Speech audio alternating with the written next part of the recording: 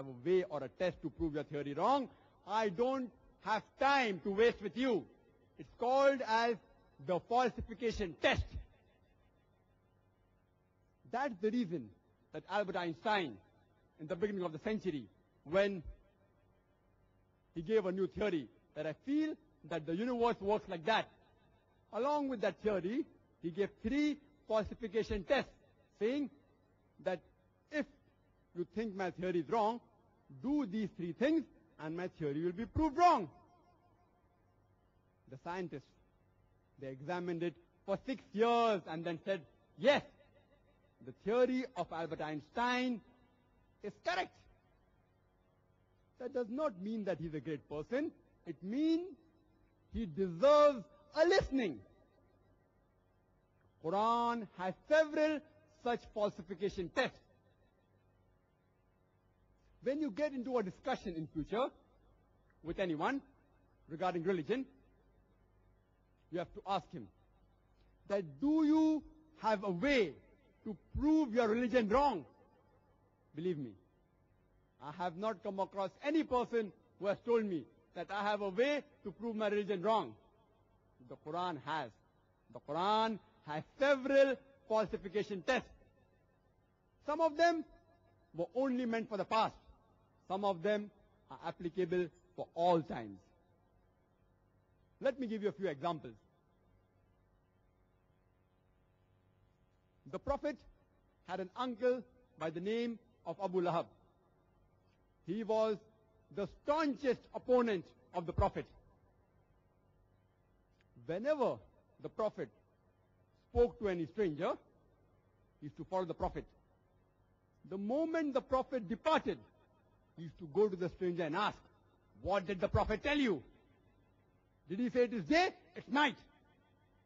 Did he say it's black? It's white. He spoke exactly of what the Prophet said.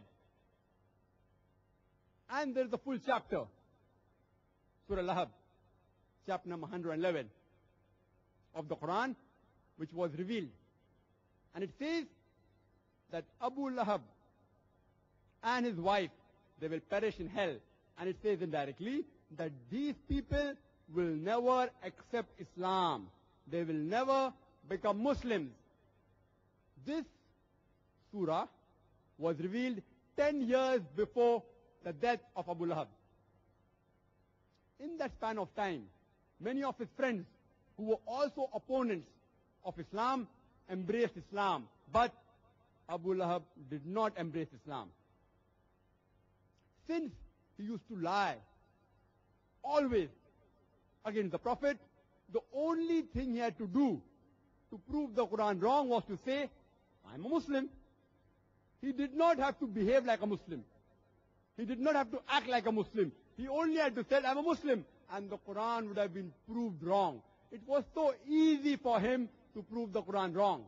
Since he lied before, he just had to tell an additional lie. It is as though the Prophet is telling him, you think I'm your enemy? Come on, say this. Say I'm a Muslim and I'll be proved wrong. It was so easy, but he did not say it. This proves that no human being can make such a statement in his book. It has to be a divine revelation. Another such example is in Surah Al-Baqarah, chapter number 2, verse number 94 and 95, which says that they say that the last home of Allah is with them alone. It is meant for them alone and no one else. And the Quran continues. Tell them that if the last home for Allah is for them alone, tell them to seek for death. They will never seek for death because of the sins they have committed. This was revealed during a discussion, during a confrontation between the Jews and the Muslims. And the Jews said that the last home of Allah, that is the paradise, is for the Jews alone and not for anyone else. So a verse was revealed saying that if you think that paradise is specially meant only for the Jews, you call for death. Seek for death. And the Quran says they will never seek for death.